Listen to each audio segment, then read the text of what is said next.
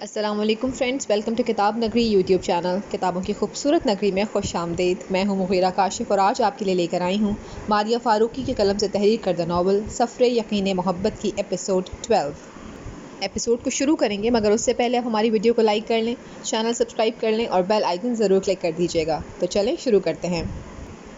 السلام علیکم خانم بھی، ہادی نے گھر کے اندر جاتے ہی سلام کیا۔ وعلیکم السلام، خوش رہو آباد رہو۔ ہادی نے پیار سے سر ان کے آگے جھکایا اور حال احوال پوچھا۔ میں ٹھیک ہوں، تم کیسے ہو؟ اور یہ گڑیا کون ہے؟ ماہی جو مریل سی چال چلتے ہوئے ان تک آ رہی تھی، خانم بی نے دیکھ کر فوراً پوچھا۔ یہ کمال چچا جان کی چھوٹی بیٹی ہے، یہاں پڑھنے کے لیے آئی ہے، اب آپ کے پاس ہی رہے گی۔ ہفتے بعد کوئی آ جایا کرے گا اس کو لینے اور سوموار کو واپس آ جایا کرے گی۔ اچھا۔ خانم بھی ماہی کے پاس آئیں۔ السلام علیکم۔ ماہی نے دھیرے سے سلام کیا۔ وعلیکم السلام میرا بچہ، کتنی پیاری بچی ہے ماشاءاللہ۔ جی ہاں بھی، بہت معصوم سی گڑیا رانی ہے ہماری، اور آپ نے اس کا بہت خیال رکھنا ہے۔ اس پر تو میری جان قربان میرے بچے، میں بہت خیال رکھوں گی۔ تم دونوں بیٹھو، کھڑے کیوں ہو؟ میں چائے لاتی ہوں۔ نہیں بھی، مجھے کچھ کام ہے لاہور میں، شاہ یہاں نہیں ہے ورنہ وہی آتا، تو مجھے کام پورا کر کے شام تک نکلنا ہے، اس لیے میں چلتا ہوں۔ اچھا، جیسے تمہاری مرضی۔ بیٹی تم تو آؤ، تو میری گڑیا میرے پاس رہے گی۔ ماہی کو ان کے پیار کرنے کا انداز بہت پسند آیا تھا۔ مجھے فریش ہونا ہے، وہ مختصر سا بولی۔ ہاں تم آؤ، میں تمہیں تمہارا کمرہ دکھاتی ہوں۔ بیٹی دراصل مجھے تمہارے آنے کی اطلاع نہیں تھی، تم فی الحال کے لیے اس کمرے میں رک جاؤ، میں تمہارے لیے کمرہ تیار کرواتی ہوں، پھر اس میں شفٹ ہو جانا، ٹھیک ہے؟ آنی، یہ کمرہ کس کا ہے؟ یہ کمرہ شاہ بیٹے کا ہے، اور دوسری بات آنی نہیں، تم بھی مجھے بی بلا سکتی ہو۔ خانم بی کس نے رکھا تھا آپ کا یہ نام؟ میرا نام بی ہادی نے رکھا تھا۔ ہادی بھائی نے؟ ماہی نے سوالیہ انداز میں پوچھا۔ ہاں، میں تمہارے دادا جان کی رشتے میں بھابھی لگتی تھی۔ میرے شوہر کے انتقال کے بعد جب سب کے لیے میں بوجھ بن گئی تو تمہارے دادا جان نے مجھے پناہ دی۔ ہادی اور شاہ میرے ہاتھوں میں پلے بڑھے ہیں۔ ہادی کچھ دیر سے بولنے لگا تھا تو اپنے دادا جان کی طرح وہ مجھے بھابھی کہنے کی کوشش کرتا تھا، مگر اس کے منہ سے بی نکلتا، پھر ہادی بی کہنے لگ گیا، اور ایسے سب بچے مجھے بی کہتے آئے ہیں۔ تم بیٹی آرام کرو، میں تمہارے لیے کھانے پینے کا انتظام کرتی ہوں۔ جی ٹھیک ہے، کہہ کر ماہی اپنے کپڑے نکالنے لگی۔ ہر چیز ترتیب سے صاف ستھری اپنی جگہ پر پڑی تھی، ہر چیز اعلیٰ سے اعلیٰ برانڈ کی اس انسان کے کمرے میں موجود تھی۔ پرفیوم کی ایک کلیکشن ڈریسنگ ٹیبل پر موجود تھی۔ اس نے ایک دو پرفیومز کی خوشبو کو چیک کیا، سحر انگیز روح تک میں اتر جانے والی خوشبو تھی۔ اس نے وہیں اس کی پرفیومز کو رکھا اور کپڑے بدلنے چلی گئی۔ سفید رنگ کی قمیض اور پنک رنگ کے ٹراؤزر کے ساتھ اس کے پنک اور سفید رنگ کا میچنگ دوپٹہ گردن میں فولڈ کر لیا، بالوں کو پونی میں باندھتے ہوئے اپنا جائزہ لے کر جلدی سے کمرے کی لائٹ بند کی اور نیچے چلی گئی۔ آؤ بیٹی۔ نیچے اترتے ہی خانم بی کو اپنا منتظر پا کر وہ مسکرا گئی۔ جی کیا بنا رہی ہیں آپ؟ ماہی نے پلیٹ سے بسکٹ اٹھاتے ہوئے خانم بی سے پوچھا۔ میں تمہارے لیے مٹن کباب فرائی کر رہی ہوں، تم کھاؤ گی نا؟ بی آپ مجھے جو بھی کھلائیں گی میں کھا لوں گی۔ تم نے بھی شاہ والی بات کر دی، وہ بھی ایسے ہی کرتا ہے۔ مجھے لگتا ہے شاہ آپ کو کچھ زیادہ ہی پسند ہے، جب سے آئی ہوں آپ اس کی ہی باتیں کر رہی ہیں۔ شاہ کا نام سن کر ماہی نے تعجب سے پوچھا۔ وہ بہت اچھا بیٹا ہے، بہت زیادہ، میرا بہت خیال رکھتا ہے، میری دوا، میری ضرورت کی ہر چیز میرے کہے بغیر مجھے مہیا کر دیتا ہے۔ زویا کی شادی پر بھی خصوصاً مجھے لینے آیا تھا، مگر میری بھانجی کے گھر بیٹا ہوا تھا، میں اس لیے نہیں آ سکی۔ ٹھیک، صحیح ہے۔ بیٹی تم ٹیبل پر چلو، میں یہ سب اندر لاتی ہوں۔ نہیں رہنے دیں، میں یہیں کھا لوں گی۔ ماہی شیلف پر بیٹھ گئی۔ چلو جیسے تمہاری مرضی، مگر ہاں سچ مجھے اپنے وقت وغیرہ سے آگاہ کر دینا تاکہ میں تمہارے سارے کام وقت پر کر دوں۔ پتہ نہیں، ابھی کل جاؤں گی تو ہی پتہ لگے گا، پھر بتا دوں گی آپ کو۔ میرے لیے پریشان ہونے کی ضرورت نہیں ہے، میں اپنے تمام کام خود کرنے کی عادی ہوں۔ ماشاءاللہ، اب پھر میں کہوں گی تم کہو گی کہ شاہ آپ کو بہت پسند ہے، کیوں خانم بھی؟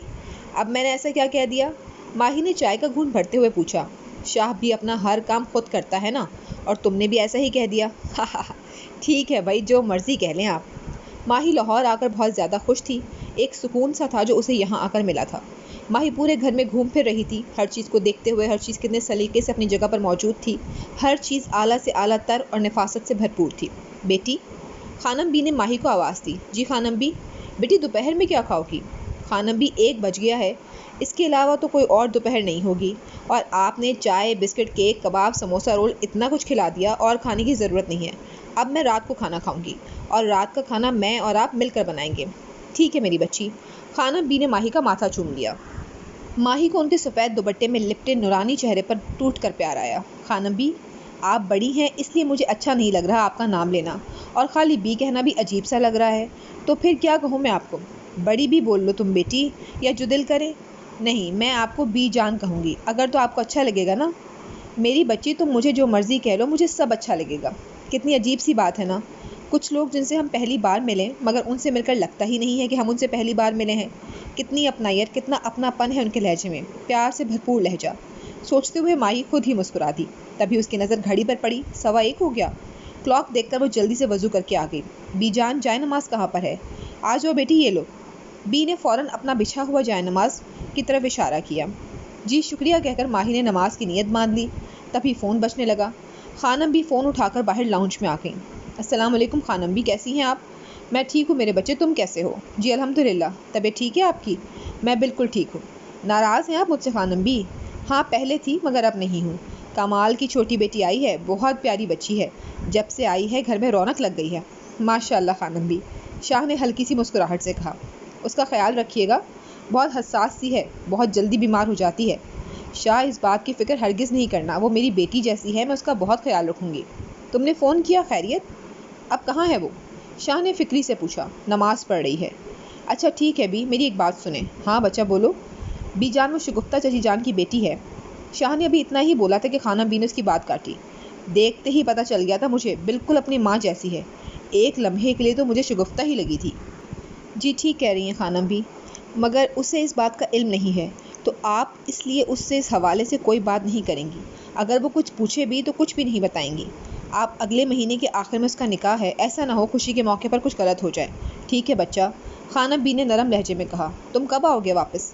ہادی بھائی کی شادی کے 2 دن بعد شاید۔ مگر بیٹا شادی کے بعد کیوں، شادی پر کیوں نہیں؟ شاہ نے ایک لمبی آہ بھری۔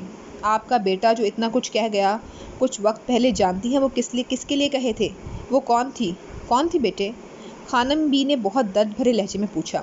شاہ ان کا بیٹا نہیں تھا، اگر کوئی ان کا بیٹا ہوتا تو شاہ اس بیٹے سے زیادہ پیارا ہوتا، اور شاہ کے الفاظوں میں توڑ پھوڑ وہ خوب سمجھ رہی تھی۔ خانم بھی وہ واحد انسان تھی جو شاہ کی ان باتوں سے بھی باخبر ہوتی تھی، جو شاہ خود کو بھی بتانا نہیں چاہتا تھا۔ البتہ وہ انسان کون تھا وہ اس سے بے خبر تھی۔ خانم بھی، شاہ نے ایک گہری سانس اندر کو کھینچی۔ خانم بھی کو اس سانس میں بے حد درد محسوس ہوا۔ ماہین تھی وہ، میرا مطلب ماہی۔ کیا؟ مگر شاہ تم نے اسے کبھی؟ خانم بھی نہیں، ایسا کبھی نہیں، کبھی بھی نہیں۔ شاہ نے خانم بی کو پوری بات کرنے سے پہلے ہی ٹوک دیا۔ میں کیسے کر سکتا ہوں اقرار اس بات کا، وہ بھی اس انسان سے جس کا نکاح اس کے من پسند انسان سے ہو رہا ہو؟ شاہ تم گئی بھی اس کی وجہ سے ہو، تاکہ اسے کسی اور کا ہوتا نہ دیکھ سکو؟ خانم بی نے ایک دم شاہ سے پوچھا۔ نہیں خانم بی، کام کے لیے ہی آیا ہوں۔ آپ کے بیٹے کا دل بہت بڑا ہے، مشکلات کا ڈٹ کر سامنا کرنا جانتا ہے۔ آپ کے بیٹے نے بہت مشکل زندگی گزاری ہے، اب مشکلات کا سامنا کرنے سے ڈرتا نہیں ہے آپ کا بیٹا۔ اچھا، وہ 4-5 گھنٹے پہلے والا شاہ کہاں ہے؟ خود کے الواسوں کے ساتھ ہی پھیرا پھیری کر رہے ہو؟ تمہارا دل اتنا بڑا ہوتا تو اس کے نکاح میں ہوتے تم، بلکہ اسے اپنی بنانے کی کوئی تدبیر کرتے۔ کیسی باتیں کر رہی ہیں خانم بھی آپ؟